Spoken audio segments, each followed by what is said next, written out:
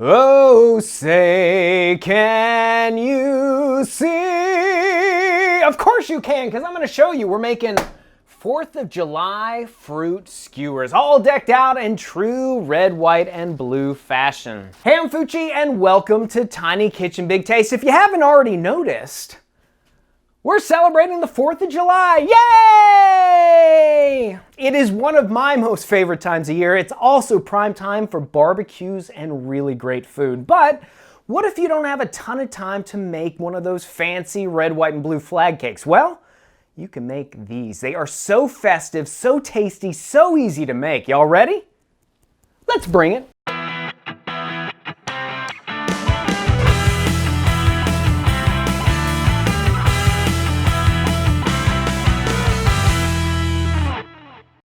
So what you're gonna need is a watermelon, mini mozzarella cheese balls, blueberries, mint or basil, and balsamic glaze. You'll also need plastic skewers, a melon baller, and a sharp knife.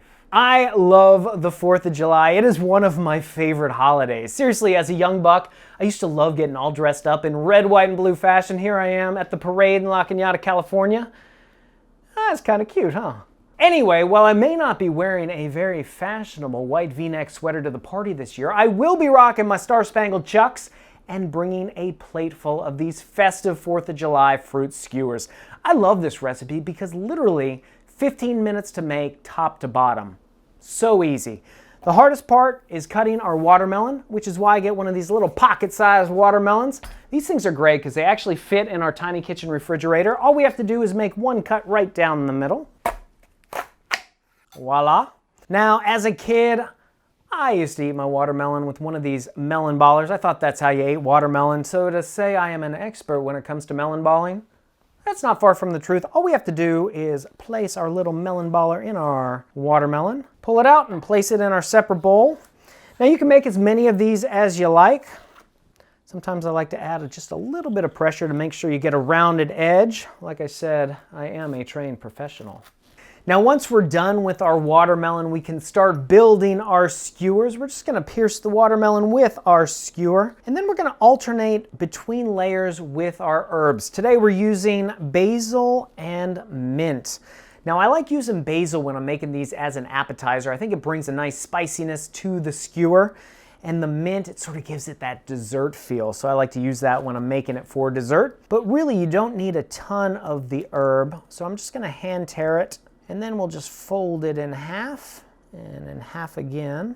And then we're gonna stick it on the skewer. You want it kind of small so that it doesn't show a ton between the layers. And then I'm just gonna put a little cheese ball on there. And then we'll go ahead and use another little piece, stick it on the skewer.